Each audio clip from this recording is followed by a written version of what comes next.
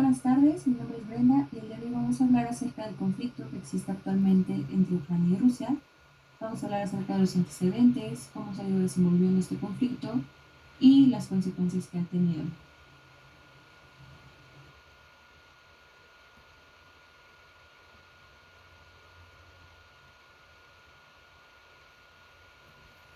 La mañana del 24 de febrero de 2022, todos los medios de comunicación anunciaron e hicieron oficial el inicio de este conflicto. Rusia, liderada por Vladimir Putin, había invadido a su país vecino, que hablamos exactamente de Ucrania.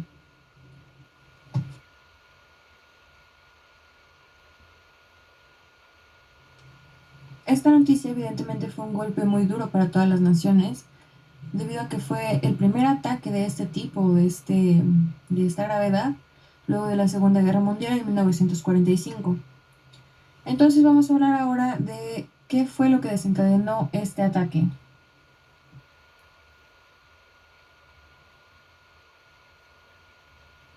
Vamos a irnos a la Edad Media, en donde ya había existido un primer estado ucraniano llamado la Rus de Kiev, que también se considera como el inicio de Rusia. Cuando en el siglo XVIII Rusia se convirtió en un imperio, casi toda Ucrania quedó en sus manos.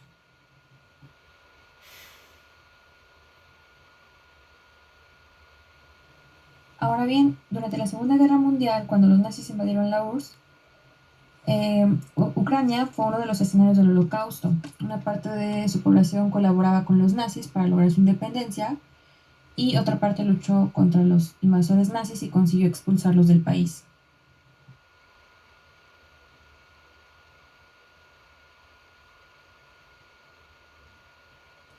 Con el tiempo, Ucrania dentro de la URSS logró ser un territorio muy importante al producir una gran cantidad de trigo y pan. Pero en 1991, luego de muchas tensiones, cuando la URSS se disolvió, muchos de los países se convirtieron en países independientes, incluyendo Ucrania.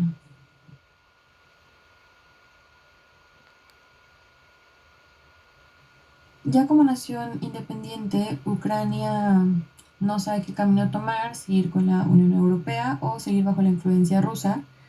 Esto debido a que más de la mitad de la población tiene como lengua materna el ruso y obviamente sienten un vínculo con Rusia.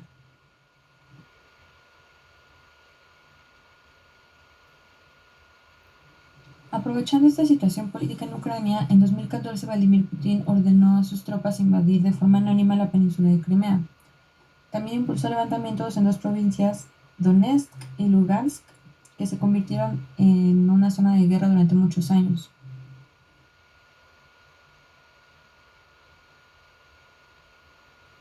Durante muchos años la tensión entre estos dos países fue creciendo hasta que Rusia acusó al gobierno ucraniano de ser ilegal y comenzó a aumentar la presión y llevó a sus ejércitos a la frontera de Ucrania, hasta que en febrero de 2022 decidió lanzar sus tropas desde diversos puntos de la frontera bombardeando ciudades.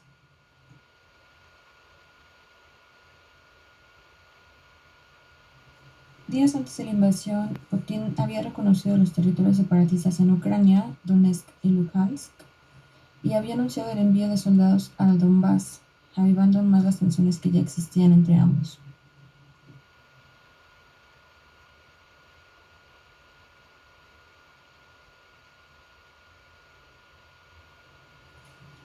A partir de que Rusia decide invadir Ucrania, la sociedad internacional le ha impartido múltiples y diversas sanciones con la finalidad de que pare el ataque hacia Ucrania. Sin embargo, Putin ha hecho caso omiso en todas y cada una de esas sanciones.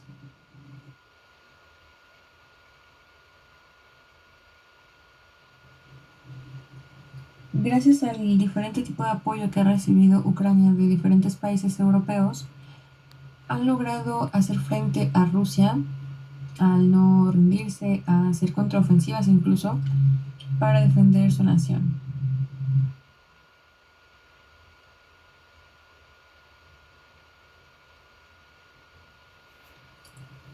Hasta aquí podemos observar que lo que para Rusia comenzó siendo algo, entre comillas, muy sencillo, se ha convertido en una guerra muy larga que ha llevado una duración de más de un año, lo cual era algo que Rusia no esperaba, evidentemente.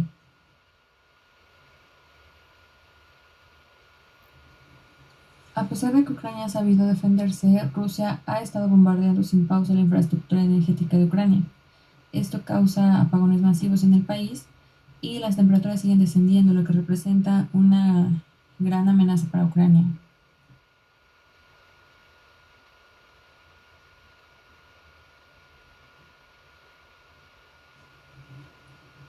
Está demasiado claro que miles y miles de vidas se han perdido durante este conflicto entre Rusia y Ucrania, pero muchos se preguntan por qué no ha terminado realmente la guerra y vamos a explicar a continuación por qué.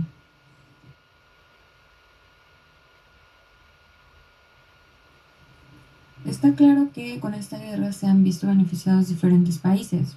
Un ejemplo claro es China o la India, quienes han comprado muchísimo más barato el petróleo a Rusia, ya que Rusia no puede venderlo por las sanciones que le impusieron.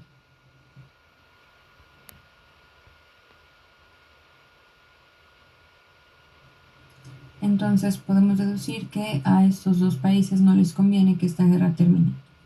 Por otro lado tenemos a Estados Unidos, quien es un enemigo desde hace muchos años de Rusia, que le conviene que Rusia esté debilitada para que no represente una amenaza próxima.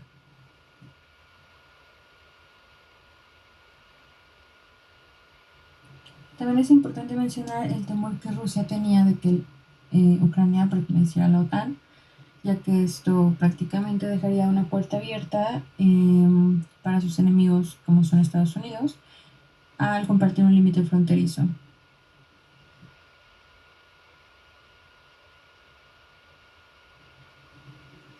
A pesar de que se han tenido múltiples asambleas en donde piden a Rusia que pare con su ataque, Rusia evidentemente no ha cedido y lo único que nos queda es esperar, ver cómo se va desenvolviendo este conflicto y esperar que termine lo más pacíficamente posible, lo más